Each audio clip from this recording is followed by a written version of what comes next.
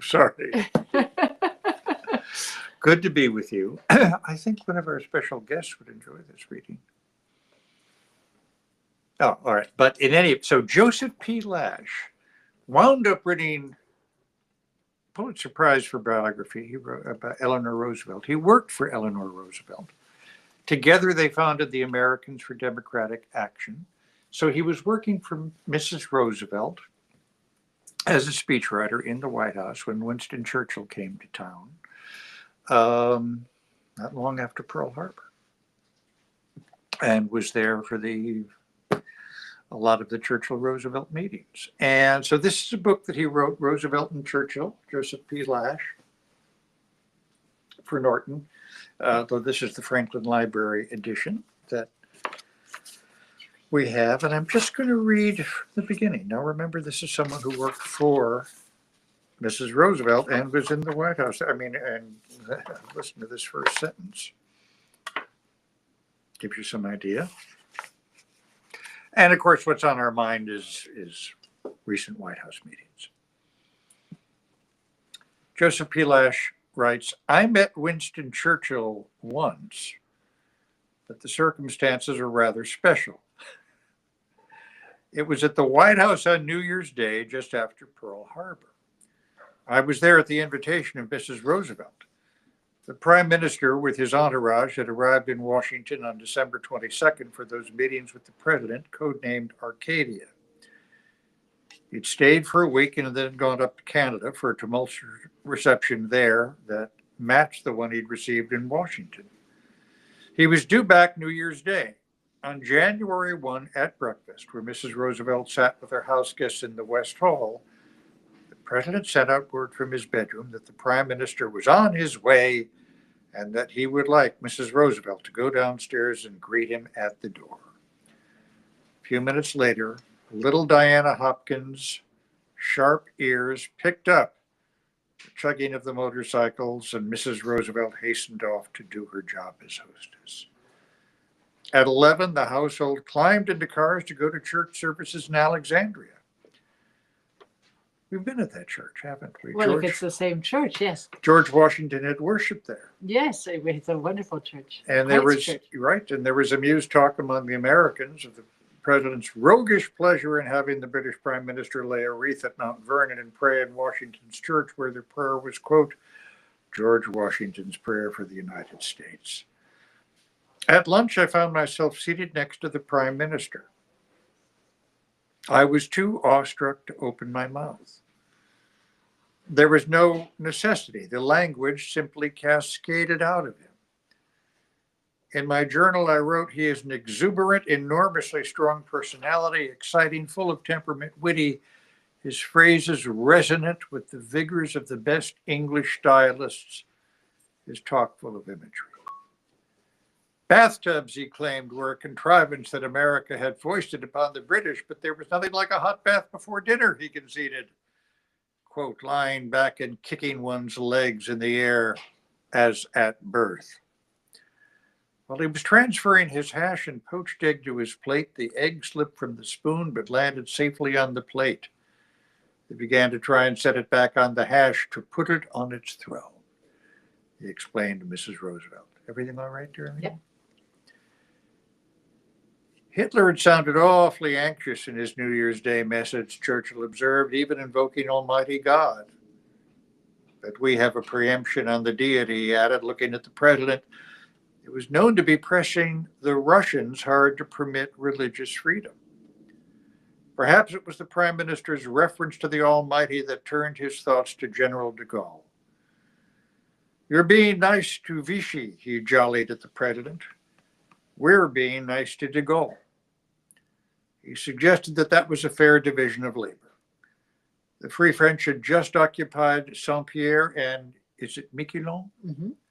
Off Newfoundland, much to the distress of the U.S. State Department. The matter should be left to Hull and Halifax, the President indicated. Hell, Hull and Halifax, the Prime Minister muttered. Shipping was their agenda for the day, the President said, bringing the luncheon to an end. They ought to finish up those two instruments, Churchill amended. referring to a draft declaration of united purpose and to a directive on unity and command. The president agreed. He would have Secretary Hull and the chiefs of staff at the White House at 5. Churchill said he would have his service chiefs and Lord Halifax. I went into Mrs. Roosevelt's sitting room thereafter. She and her secretary, Tommy, Mrs. Malvina Thompson, were comparing impressions of the president and the prime minister. They asked mine.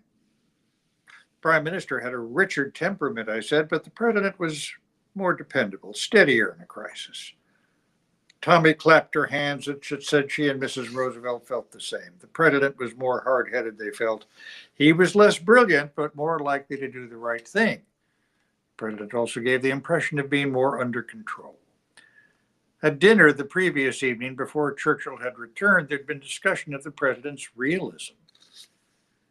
Roosevelt had been speaking about his August meeting with Churchill in Argentina. The prime minister had not been able to interest him in intangibles, discussing post-war plans. At dinner on New Year's Day, the household reassembled. This time I was seated near the president so that I might talk to him without making a speech, so that I might talk to him about making a speech to the youth of the world. He liked the suggestion and told me to take it up with Pa Watson, his appointment secretary. He then recalled the last speech he'd given at the University of Virginia. Quote, was his stab in the back thrust at Mussolini. Although the Duce had brought Italy into the war, the State Department had made the president take the cutting phrase out of the prepared text. On the way to the university, however, Roosevelt decided to restore it. He asked Mrs. Roosevelt what she thought. If he felt he should, he ought to use it, had been her advice, and he did. She did not know at the time whether it was a wise choice. Mrs. Roosevelt took up the story during this recollection and still didn't. But she knew quite well that the president had always felt unhappy if he had not done so. Churchill chimed in. He knew the feeling. He was always having to take things out of his speeches. The president was asked his impression of Stalin. Was he in direct communication with him? Roosevelt said yes, and then went on to note that Stalin had to rule a very backward people, which he thought explained a good deal. When Hopkins had returned from Moscow in August, the president continued. He'd asked him whether the Soviet leader had a sense of humor. And when Hopkins had answered yes, the president also knew the Russian leader had a sense of proportion. Russia was on everybody's mind. The evening before, Harry Hopkins was Roosevelt's advisor, had been quite enthusiastic about the way the Red Army had rebounded. Instead of being finished as a military force, it suddenly seemed it might be able to defeat Hitler. Some people, Hopkins observed sarcastically, were beginning to fear that it might reach Berlin and that it did. If it did, all of Europe might become communist. If the Russians could beat Hitler, Hopkins was for them. Fears that Europe might go communist only betrayed insecurity about our own system. He also expressed his belief, perhaps it was only a matter of hope, that communism would change the character. The economics of communism might be retained, but civil liberties would grow. Another dinner guest, the ruddy and vigorous 84-year-old Dr. Endicott Peabody, headmaster of Groton, when Roosevelt had been a pupil there, found Hopkins' enthusiasm for the Red Army a little difficult to take. The president appeared to share Hopkins' view and hopes. Was there any discussion on agreement with Stalin on post-war problems? Donald also agreed that aggressor nations should be compulsorily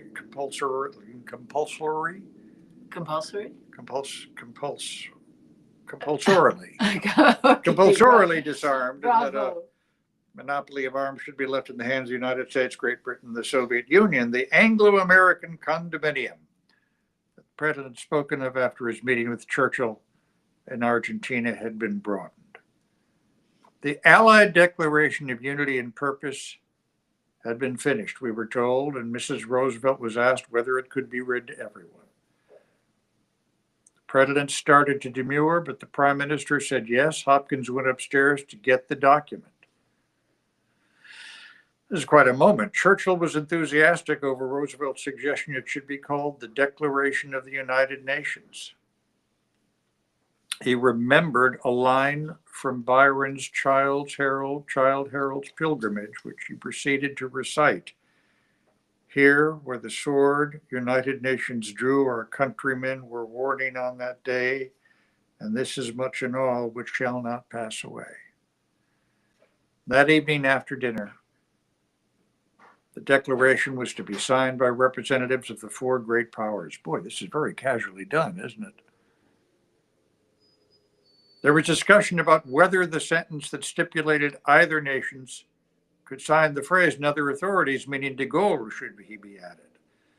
Roosevelt and Churchill wanted to add de Gaulle, but would Ambassador Litvinov, who was coming in to sign for the Soviet Union?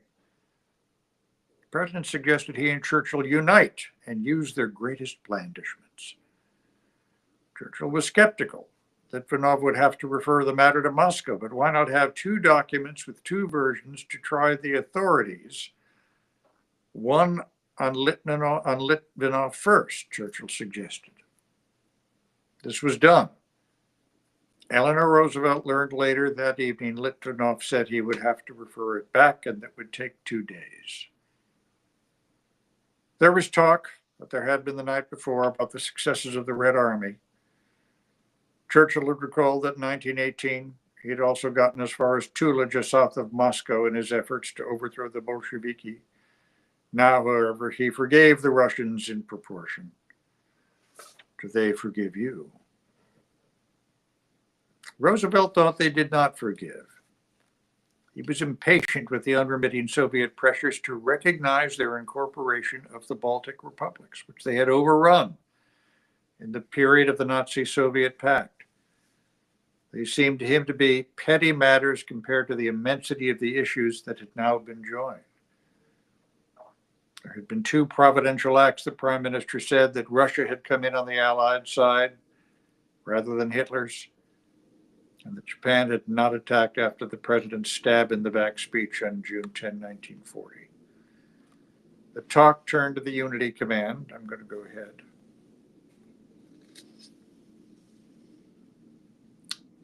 He'd hoped Churchill would not, Eleanor Roosevelt remarked that there was some feeling that the machinery of the Democratic Party was beginning to crack from disuse. Republicans creaked more, the president interrupted, and would creak even more when he took Wendell Willkie into the government. There would be loud lamentations from the Republicans then. Churchill thought it was good that Willkie was being brought in. That's the man who Roosevelt had defeated in the previous election. Hopkins then reported that Ambassador Litvinov had arrived and was upstairs, pacing up and down like a caged lion. So Hopkins, the president, and the prime minister went up, and the rest of the company went into the West Hall for coffee with Mrs. Roosevelt. A little after 10, she was told to come to the president's Oval Study and to bring her guests with her to witness the signing of the Declaration. The president signed first. Harry Hopkins came over to the door where Mrs. Roosevelt and her guests were standing. Perhaps he should have signed as commander-in-chief, the president remarked. President ought to do, Hopkins said dryly. Then the prime minister signed. Roosevelt looked at the signature and called to him, "Hey, ought you not to sign Great Britain and Ireland?" Churchill agreed and corrected his signature and then stalked around the study with a look of satisfaction on his face. Litvinov signed next, and finally, TV Sung, ambassador from China. 4/5 of the human race, Churchill observed. In the room, there was a sense of Hitler's doom having been sealed.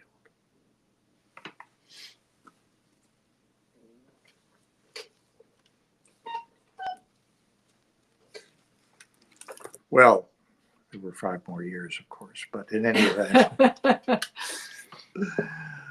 So thanks for being with us tonight on our open book. I think tomorrow we might try and remember Martin Marty, the great theologian who left us in the middle of so much news, and see what we can do. So thanks very much for being with us tonight in our open book. See you later. Take See care. you tomorrow. Bye-bye.